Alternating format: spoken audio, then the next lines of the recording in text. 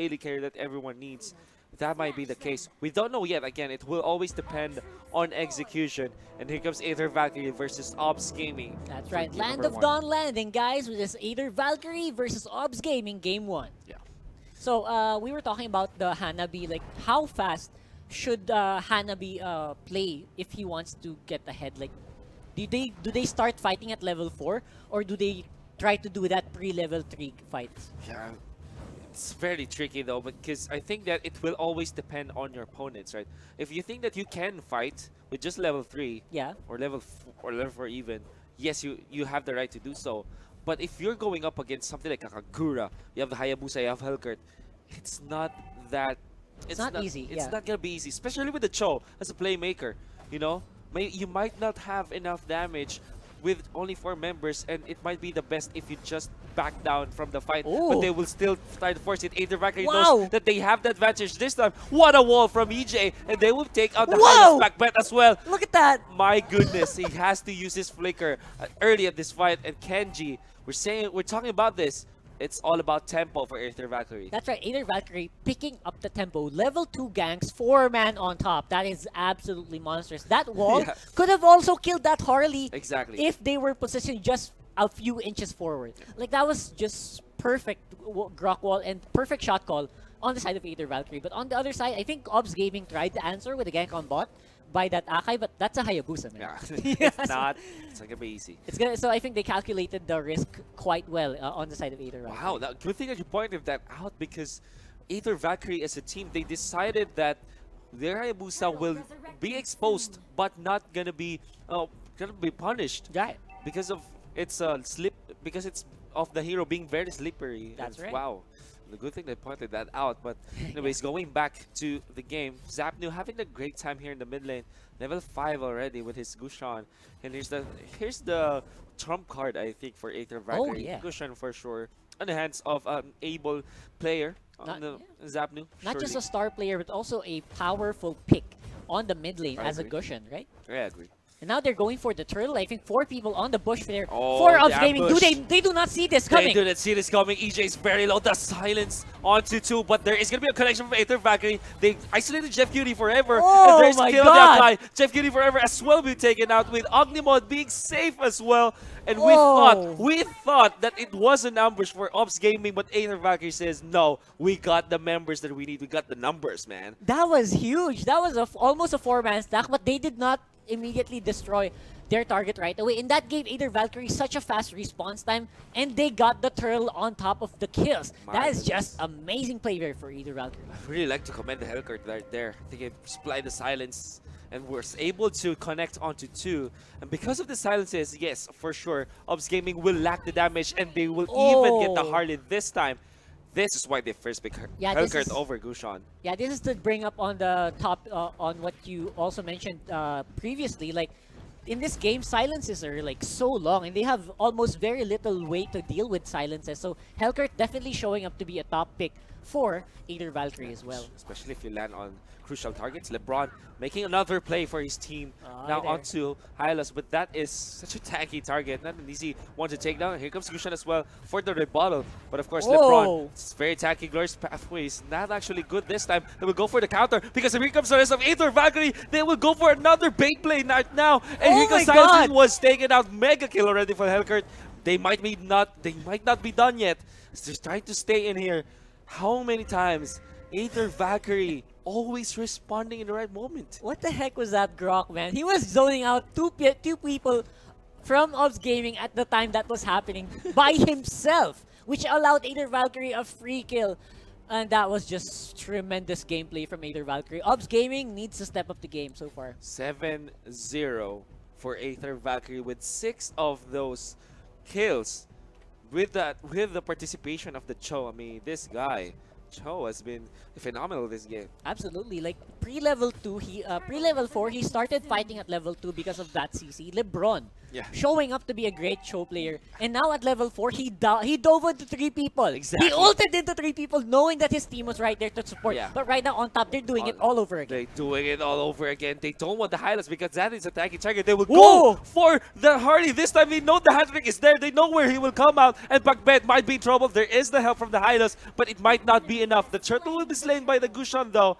And Pakbet lives to see another day. Thankfully, because Aether Valkyrie did not fully commit on that kill. That's right. Good comeback for Ops Gaming. Ooh, I think that was an almost assassination.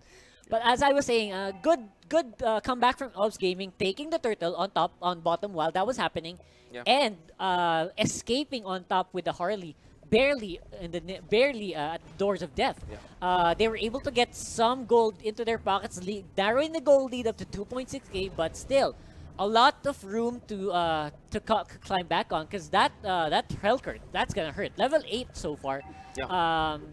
Just head to head with the solo laners of Ops Gaming. That's true. Speaking of another gank, here comes Aether Valkyrie up top. Don't think that they will get the kill though. They don't have much, but on the bottom lane, they want to go on Akai. This is a tanky hero until they say. But because of the farm that this Hayabusa is getting right now, level 9 already with 4,200 is very strong. Ognimod actually wants to go out to Zapnu, wants to punish the dive from Zapnu. And Zapnu, what were you doing? You're not a god. He was just under the tower, and he just... There was no escape for that at that point. It was on cooldown.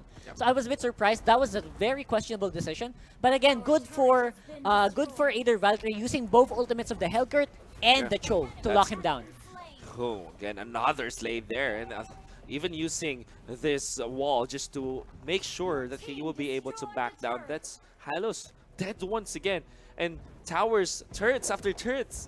Aether Valkyrie just getting the objectives, just winning this game for him, for themselves. Yeah, absolutely monstrous advantages going over to Aether Valkyrie, getting all the gold on the map. Wow. That's just so, and they're doing it in such a fast manner. 7 minutes in, we're already 6.3k ahead.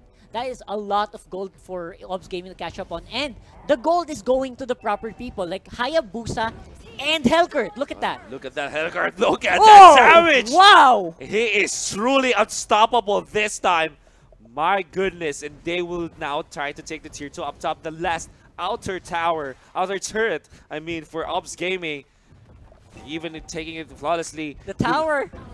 7 minutes. Rock hard. And there are no more outer turrets for Ops Gaming. Talk about a fast-paced game. 7 minutes. A pre-8-minute game. All outer towers are out. And the Hellcurt is just a monstrous beast, popping everyone like a balloon. Once you get their claws onto it. Like, that Hellcurt is going to go places, my friend. That's true. And just like that. My God. How many sentences did you say? Like 5 sentences? And they were already able to take out the turtle? That's how strong Aether Valkyrie is.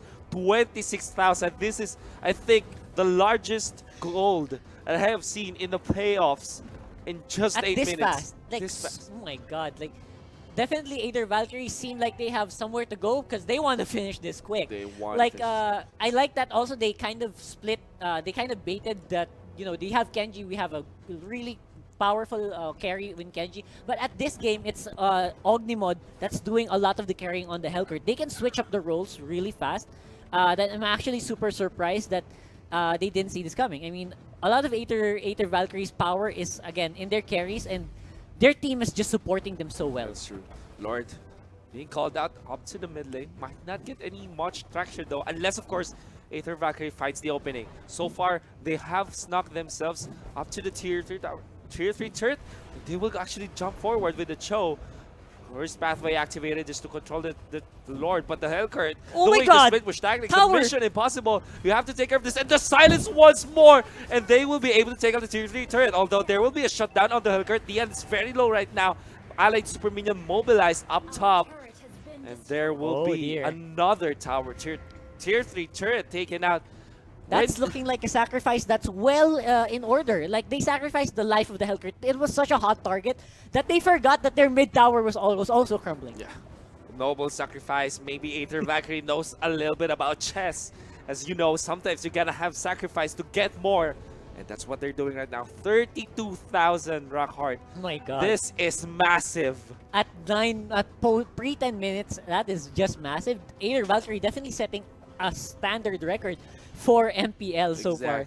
And I like that Obs Gaming is trying to pick off people, but they're just not. I don't think they have the tools at this point to just even take out a Cho that's alone, because he's just so scary. And Hayabusa split pushing. Kenji definitely still very annoying at this game. Still very annoying when Kenji is showing up, because what are you gonna do for Obs Gaming? You're being attacked in all fronts. You can't even defend one after the other. Fortunately for them, there is that argument that you can easily defend one lane as compared to 3 lanes at the same time. But then again, you're gonna suffer against the immense amount of damage from Aether Valkyrie. To be fair, Obs Gaming does have some wave clear to deal with. They will have the ability to clear up the waves as they come into the base. But again, if Aether Valkyrie sees an opening, we've already highlighted this before. Aether Valkyrie, Aether Gaming, the main team, they're both teams that are very good at punishing. Exactly. So don't give them an opening, they will answer right away. Definitely. In Obs Gaming, how will you find the opening for yourselves? EJ is actually hiding behind the bushes. They found EJ by himself, and they still ran away from him. It's very scary. You know, so funny. Yeah, I mean, that is the fear factor that you build if you're this ahead. That's right. 11,000 net worth. My goodness. And they will go for Dia. Dia will have to jump away from the rest of Aether Valkyrie. Darkness has been popped as well. And the wall against the core. They're still trying to take the top lane turret. Already destroyed for, I don't know. Wait, that was weird. Yeah, that's right. That was bottom lane turret. That was taken by Aether Valkyrie while all that was happening. There was so little answer that Obs Gaming could do because of just how many minions, how tough the minions are at this point. And right now, I think it's just Aether Valkyrie waiting for a chance, waiting for a slip-up from Obs Gaming before they can finish. That might be something that we have to look at. Why is Aether Valkyrie taking a lot of time to close out the game? But I think they're just playing it super safe. There's no reason at all to rush. What a wall once again. Oh my god. Imagine if the Hellcurt was there in that other in that pixel bush on the left. My goodness. That would have... Speaking of the Hellcurt, they're just trying to take down the Lord with the Hayabusa this time. And it will be slain. The Gushon will be far too late to answer. Zapno will have to port out of there. Yeah, this is more than scary for Obs Gaming. I think this is what Aether Valkyrie was waiting for. The respawn of the Lord, where you will have something there for Obs Gaming to worry about while they're dominating the base, while they're in there wreaking havoc. You know, Rockhart, if you look at the scoreboard, 11-1, the only casualty for Aether Valkyrie was the Hellcurt. Yeah, and it was even a sacrifice. Yeah, that's right. That was a sacrificial lamb for Aether Valkyrie to break the towers and to provide them with a lot of minion firepower. So Aether Valkyrie definitely smart in their gameplay so far. Obs Gaming, win condition for Obs Gaming. I'm racking my brain for a possible win condition, but I think maybe if they can take out the Grok without any casualties, which is very unlikely, that's probably their ticket back into the way. Because without the front line of the Grok, it's going to be a bit more difficult for Aether Valkyrie to fight. But right now, they are fighting in the base. They are fighting under the core this time. The darkness, the ultimate, I mean, from the Hellcurt will be popped. Here comes the Tuba Naka, and the damage will be there. Kill is free for this Hayabusa. And the Hellcurt will even take out one. The dive coming out from the Cho. Again, the strength of Aether Valkyrie is, I mean, they just bide the time. They sacrificed the Cho that time. Exactly. Aether Valkyrie likes them sacrifices, but because of that, Kagura, unsung hero for that game, definitely